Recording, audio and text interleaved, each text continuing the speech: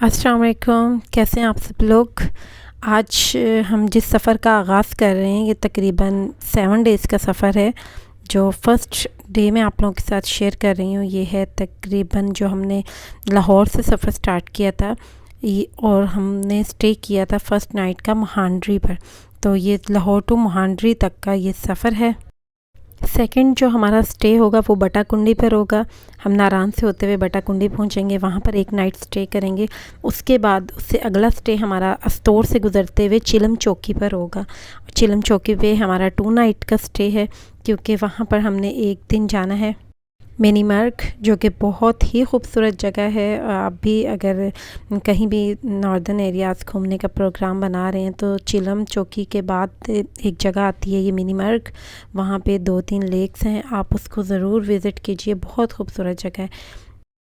अच्छा, मैं आपको टूर से रिलेटेड कुछ बातें बताती चलूँ कि अगर आप ऐसे लंबे सफ़र पर जा रहे हैं जैसे 7 to 8 डेज़ का है, तो कोशिश कीजिए घर से आप सिलेंडर ज़रूर लेकर जाएं।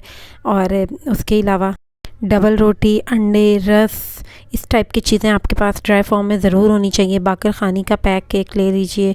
आप अपनी फैमिली के हिसाब से चीज़ों को बढ़ा लीजिए, निम्को। और इसके अलावा जो हमारे पास एक ख़ास वाइट या ब्लैक चने जो होते हैं भुने हुए, वो आप ज़रूर रख लीजिए।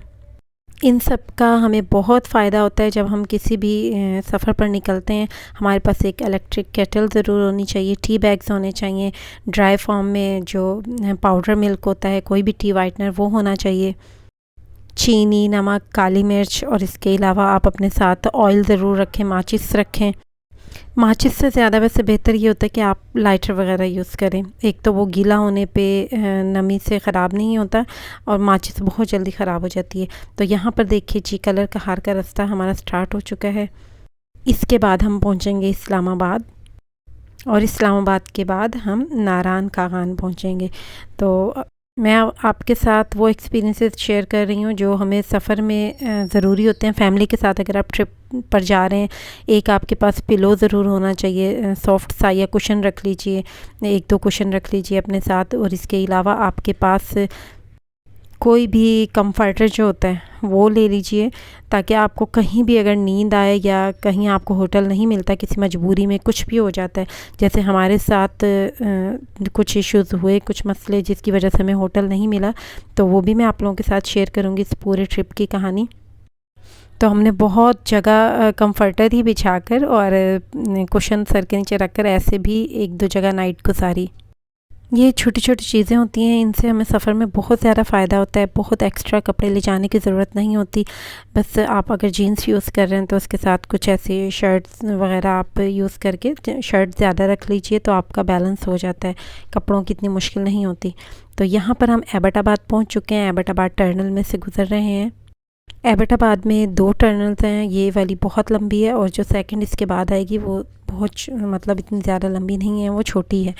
तो यहाँ पर मैं एक और चीज़ आप लोगों के साथ शेयर करती चलूँ कि अगर आप लोग इस तरह के नॉर्दर्न एरियाज़ में सफ़र करने के लिए जा रहे हैं तो आपके पास कंफर्टेबल प्लास्टिक की चप्पल होनी चाहिए, मतलब जो गीली भी हो जाए तो कोई इशू ना हो।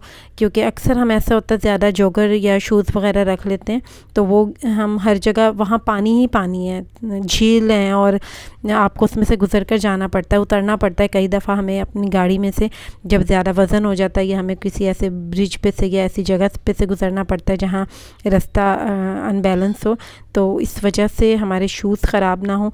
तो हम लोगों ने तो रास्ते में तकरीबन बच्चों ने भी और हम बड़ों ने भी ऐसे क्रॉक्स वगैरह यूज़ किए या प्लास्टिक की चप्पल, सैंडल ये यूज़ की, जो गीले होने पे भी हमें कोई परेशानी ना हो। ये टनल आप देख सकते हैं कितनी ज़बरदस्त और लंबी टनल है, बहुत यहाँ पर आपको टनल देखने को मिलेंगी।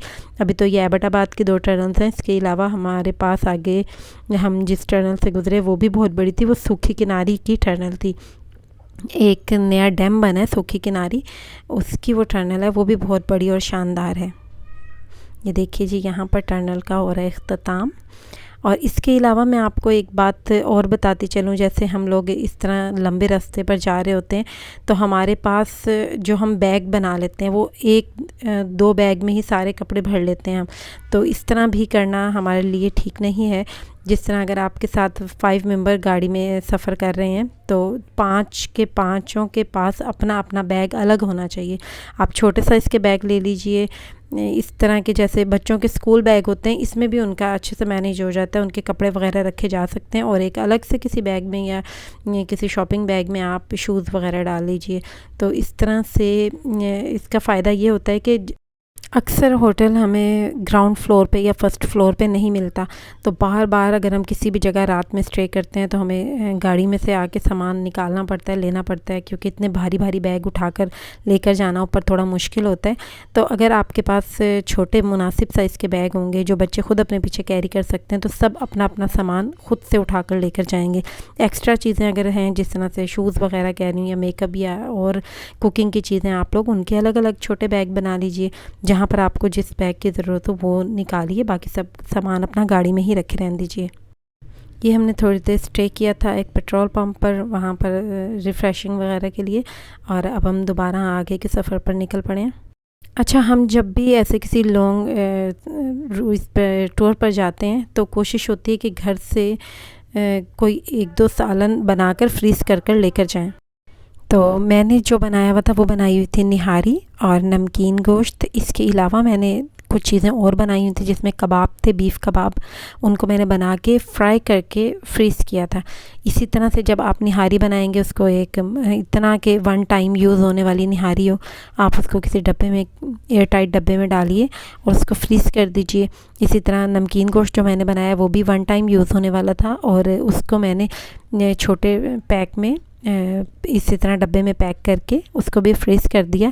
कबाब को आपने ये करना है, अगर आप कबाब घर से वैसे ही बग़ैर फ्राई किए हुए जैसे हम फ्रीज़ कर देते हैं, कबाब बनाते ही फ्रीज़ कर देते हैं, वो लेकर जाएंगे तो वो रास्ते में टूट जाएंगे। तो बेस्ट ये है कि आप कबाब को फ्राई कर लीजिए। फ्राई करने से ये होता है कि वो टूटते नहीं हैं, और आपने उसको फ्राई करना है और उसके बाद उसे दोबारा से फ्रीज़ कर देना है, और फ्रीज़ करने के बाद आप ये कबाब सफ़र में लेकर जाएंगे।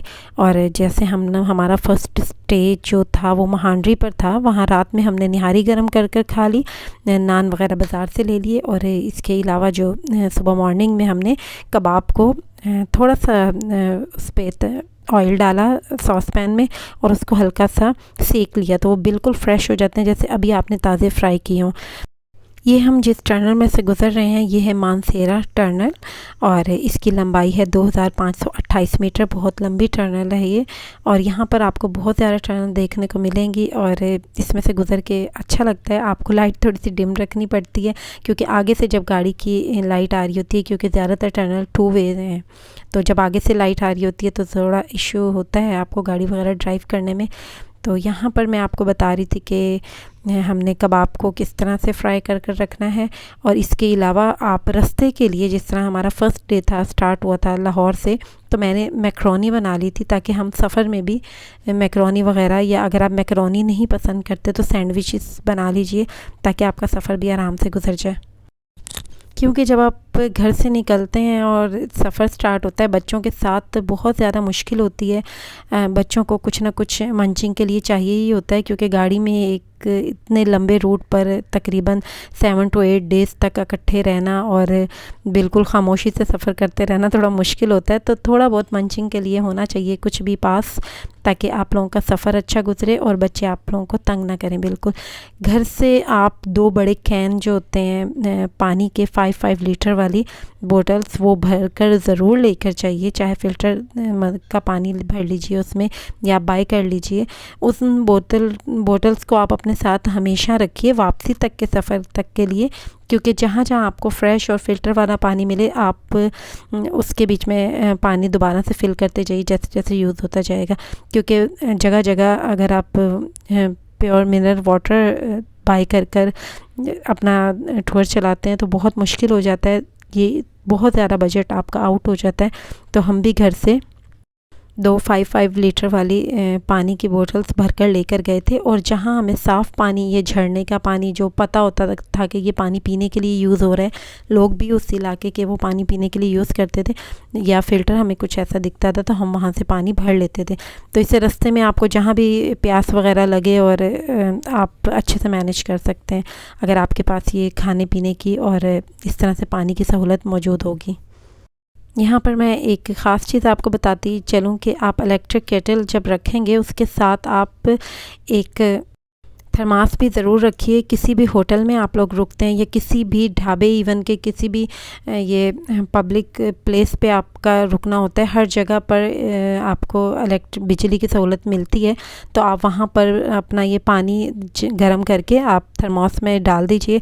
और कहीं भी आपको चाय की ज़रूरत हो, थकान महसूस हो, तो आप चाय बनाइए, टी वाइटनर डालिए और उसके अलावा जिस तरह हम चीनी और रेगुलर ये टी बैग्स डालकर चाय बनाते हैं, इस तरह से आप अपना गुजारा चला सकते हैं जब तक आपको कोई मुनासिब होटल नहीं मिल जाता। ये देखिए मानसेरा टनल कितनी बड़ी है, अभी तक ख़त्म नहीं हुई, जबकि गाड़ी अच्छी खासी तेज़ चल रही है। तो ये देखिए 2528 मीटर लंबाई कितनी ज़्यादा होती है। अब यहाँ पर इसका इख्तिताम हुआ है। अब हम निकल के हैं जी इस टनल से बाहर। इसके अलावा एक और टनल आएगी, जैसे कि मैंने आपको बताया था, सूखी किनारी वाली टनल। यहाँ पर देखिए जी ये खूबसूरत सा दरिया बह रहा है, जिस दरिया का नाम है दरियाए कन्हार। और ये एबटाबाद से आप दाखिल होते हैं तो ये दरिया आपके साथ साथ बहता हुआ चला जाता है। ये नारान कागान सारे रास्ते में ये दरियाए कन्हार ही आपको मिलेगा, साथ साथ आपके बहेगा। बहुत ही खूबसूरत नेचुरल ब्यूटी है। और यहाँ पर देखिए जिस रूम में हम लोगों ने स्टे किया था, महांड्री में ये खूबसूरत होटल था। इस होटल का नाम था, आई थिंक मैं गलत नहीं हूँ तो, पीसी मूनलाइट होटल। तो यहाँ पर हम लोगों ने रात में स्टे किया और कितना खूबसूरत व्यू था। यहाँ से एक साइड पे पहाड़ों का नज़ारा था और अगर आप रूम की दूसरी साइड पर जाते हैं तो यही दरियाए कन्हार आपको बहता हुआ दिख रहा है। अच्छा, ये जो मैंने आपको बताए हैं कि खाने आप इस तरह से घर से लेकर जा सकते हैं, इसको आपने ऐसे होटल में ठहरना है या ऐसी जगह रुकना है कि जहाँ पर आप इसको रात में, जिस तरह हमारा नमकीन गोश्त बच गया था, तो होटल के फ्रिज में आप ये या फ्रीज़र में खाना रखवा सकें। ये अगर आप जाके बात करेंगे होटल के मैनेजमेंट से तो वो आराम से, उनकी फ्रिज वगैरह मौजूद होते हैं हर होटल में, तो आपका खाना वहाँ पर सेव कर लेंगे। इससे ये होगा कि खाना ख़राब होने का ख़तरा नहीं होगा, क्योंकि जब आप इतनी मेहनत कर लेकर जाते हैं खाना वगैरह या कुछ भी, तो कोशिश यही होती है कि हम इसको यूज़ कर लें, ये ज़ाया ना जाए। ये मॉर्निंग का टाइम है, ये देखिए कितना खूबसूरत व्यू है।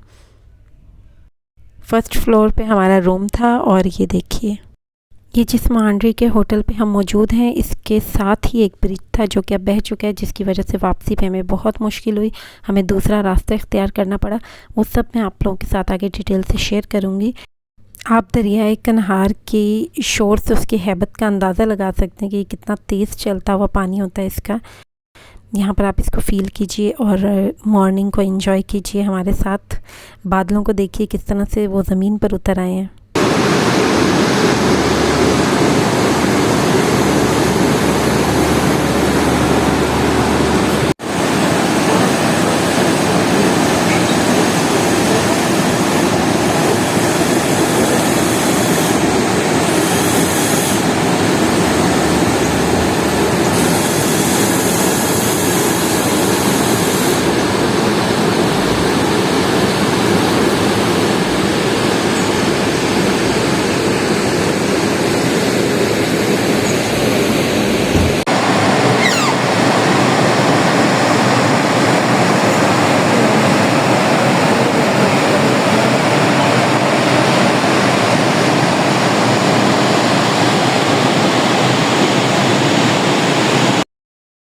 यहाँ पर जी नेक्स्ट डे हम नाश्ता करने के बाद निकल पड़े हैं आगे, जहाँ हम नारान में स्टे करेंगे थोड़ी देर।